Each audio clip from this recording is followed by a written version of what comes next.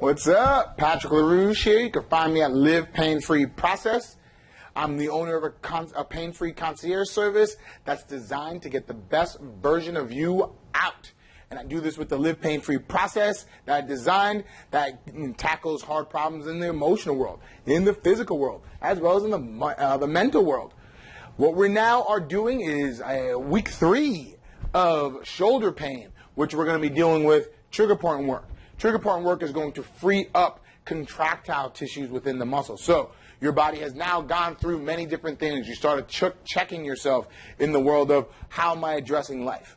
You know, am I pushing myself? Am I really passionate about what I'm doing and doing it way too hard, right? Or am I going through something, right? And I just want to protect myself, but I still have to live life. But I don't want anybody to know about it. So I'm going to rearrange the way my body is positioned, and not a depressed posture so nobody asks. Many different reasons why your body would do it. Then we started getting you to move it, getting it to stop hurting by getting it to have more blood flow in the range of motion that it's allowing you to do so. Now we're going to actually go into the trigger point world where we're going to get areas to start unlocking itself, start opening up.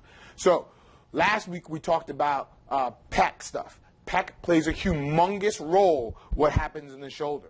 Majority of inner issues come from something called your pec minor, and it's always going to be tender because we always hold dear. So what happens is that pec minor attaches right underneath the shoulder, and it's underneath the big pec. So underneath the big pec, which is everything my whole hand, there's a muscle fiber that runs like this. It goes underneath and attaches to the bone that's deep inside the shoulder, and when that gets tight, it rolls in. So last week we talked about the pec work. Doing trigger point work throughout the pec will help this dramatically because this is doing this. We can do all the work we want back here, but unless we get the trigger to undo itself in this physical world now, undo itself, we're always going to recycle back. You'll feel good for a little bit, but it won't be for long. So go back to that the trigger point video in the pec and hit that up. That's number 1. Number 2, you want to hit the tricep. The tricep attaches to the back part of the shoulder, and it's completely forgotten so often because it doesn't really talk to you in that way, but it plays a humongous role in how that shoulder works. Infraspinatus plays a humongous role. It's one of the 4 rotator cuff muscles, one of them that you can access easily, that you can play a role in it, and then bicep. Those are the 3 that I'm going to show you today. Starting with the tricep. What you're going to do is place a ball, easy hit racquetball. That's all I use because it's a surgical tool and it's forgiving. It's not a blunt object. Take your time. Breathe with this, folks, so it's easy on your body. Racquetball. Wall. What you're going to do is place the ball right where the tricep is, here, and then take your hand.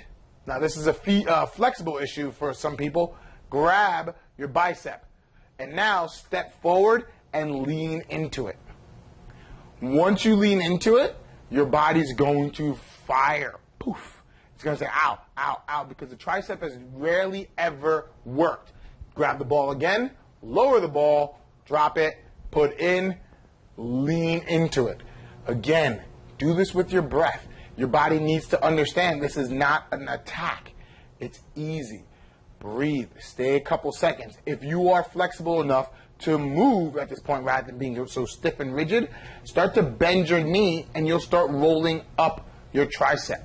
But your tricep has 3 heads to it, so you're going to feel a lot of blue, blue, blue, blue, blue moving all around.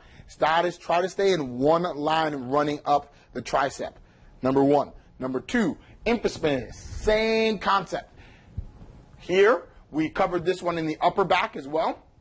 Here, right where your shoulder, where if you could give yourself a hug, right there will be your spot. So again, you're going to place it here. See how I'm just flexible enough to grab here? Right here. Lean against the wall. 45-degree angle with your foot, controlling the weight load. Breathe. Allow it to become easy. 3-second hold. So point, hit a spot, take a deep breath, and then out. By doing a deep breath, should last you about 3 seconds. And then just move over to the next small area. Now be careful. You can easily run off the scapula. Scapula is pretty much like a bone in this world that goes around your body. You can easily run off that ledge into your mid-back. You want to stay in that triangle zone that's right here. Stay in that zone. It's going to be sour. It's going to be tender. Just bear with it. Just do it at your body's own comfort zone. That's it. Last one, bicep. Here, take the ball, take your arm, place here, and then all you're doing now is pushing in. But here's the secret. Your body's naturally going to protect itself. Lean it against your body, push in. Your bicep has two heads on it. Find one sore spot. It's going to be sore because this is another area we don't really do. Push in slightly, and then make a fist, right? Make a fist. Arm is straight. It's against your body. I have to lift it up just so you can stay in the video, I'm hoping. Grab, make a fist, and lift up ever so slightly, and then let it die. And what's going to happen is your body's going to contract and protect. You might see a little bit tender, and then when you drop, it's going to relax, and it's going to allow you in. That's the secret. You have to get allowed in. Don't just barbarian your way in, just jamming things in, because it doesn't work like that. Nice and easy. Contract, let go, breathe. Again, hit the next spot up, roll the ball up. You can work the whole short head or the long head. Either or, they both will work to start to undo this impingement that's happening here. So if people have bicep tendonitis, this is a big one. Oh my God, is that a big one? So depending on what you have, those 4 areas, the pec minor, infraspace, tricep, bicep, 4 areas, should start to get your shoulder to ungap itself. And it should allow you to get more range of motion if you're doing your pendulums, if you're consistently doing them. All this range of motion here should come out. Your shoulder should feel like it dropped. When you're done, it should feel like this, and this one should stay up. That's how well this can work if you do it on your body's terms, not what you think should happen. Not because I said, oh, this is what's going to happen. You should do this afterwards. It should feel like that. No, work at your body's pace. All right? Again, check out that video because we are doing some other stuff on the pain-free zone. It is a shoulder relief video. It is cheap, and take it, guys. Take advantage of the fact that I'm giving all this stuff away. All right? Until next week when we go over stretching. Later.